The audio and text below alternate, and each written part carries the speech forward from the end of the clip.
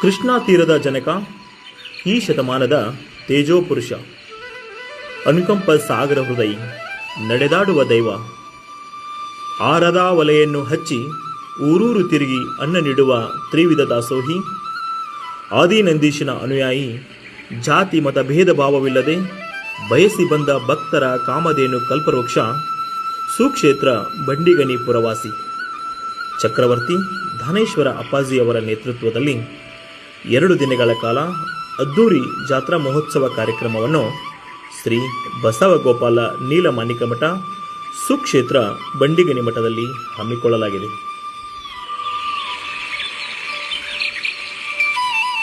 ಮಂಗಳವಾರ ದಿನಾಂಕ 29/4/2025 ಸಂಜೆ ರಾಷ್ಟ್ರ ಮತ್ತು ರಾಜ್ಯ ಮಟ್ಟದ ಪ್ರಶಸ್ತಿ ಪುರಸ್ಕೃತ ಕಲಾವಿದರಿಂದ ಸಾಂಸ್ಕೃತಿಕ ನೃತ್ಯ ಮತ್ತು ಸಂಗೀತ ವೈಭವ ಕಾರ್ಯಕ್ರಮ.